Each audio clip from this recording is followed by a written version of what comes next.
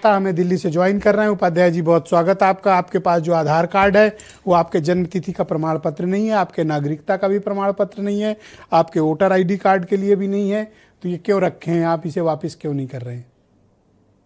यही प्रश्न मुझे कि फिर ये है क्यों? आधार को ही आधारहीन बना दिया। बेचारा आधार जो पहचान सबको देता था वो अपने पहचान के संकट से गुजर रहा है।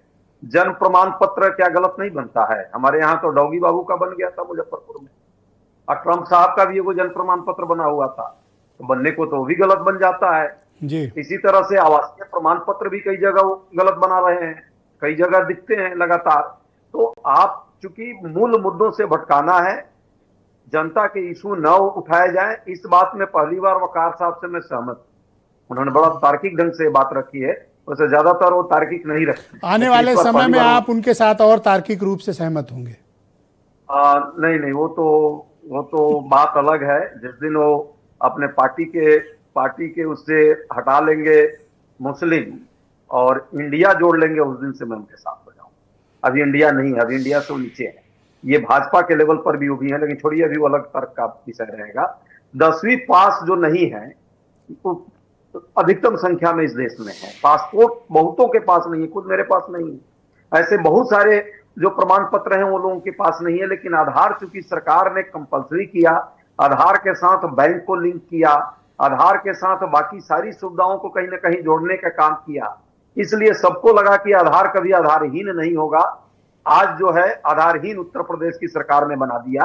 ये अपने आप में विचित्र है। और वाकई केंद्र का कोई कार्ड जारी होता है और स्टेट उसको नकारता है, तो आप समझिए कन्फ्लिक्ट किस तरह का है। दूसरी बात, जानते हैं चीड़ कहां से मची है?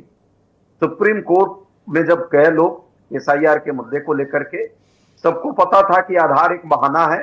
बेसिकली आधार के नाम पे बहुत लोग को वोट से वंचित करना इस सरकार का निशाना है। और उसी के कारण जो है लोग जब सुप्रीम कोर्ट गए, सुप्रीम कोर्ट ने जब बार बार समझाने का प्रयास किया कि आधार को भी एक डॉक्यूमेंट का पार्ट मानिए, तो सरकार ने कहा कि देखिए भाई, सीमांचल में तो बहुत सारे इलीगल बन गए हैं। अब सरकार 20 साल से केंद्र में भी, राज्य में भी भाजपा की, उसके बाद भी इलीगल बन गए। तो इलीगल कार्रवाई जिस पर होनी चाहिए नहीं हो, किस पर कार्रवाई होगी? जिसने आधार कार्ड रखा। कल को आप पर भी ब्रजेश भाई कार्रवाई हो सकती है कि क्यों आपने ये रखा है। भाई ये तो सरकार का ड्यूटी बनता है कि गलत बना है तो ये सरकार के मशीनरी के तो आपके मुताबिक इस आधार को निराधार करने के कारण क्या है? देखिए, आपको वैलिड रीजन क्या दिखता है?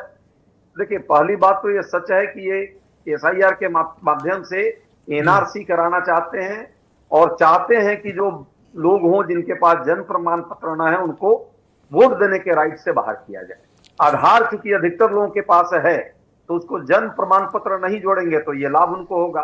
हालांकि सुप्रीम कोर्ट का निर्देश आ चुका है कि आपको वोटर एसआईआर के मामले में आधार को भी एक दस्तावेज मानना होगा।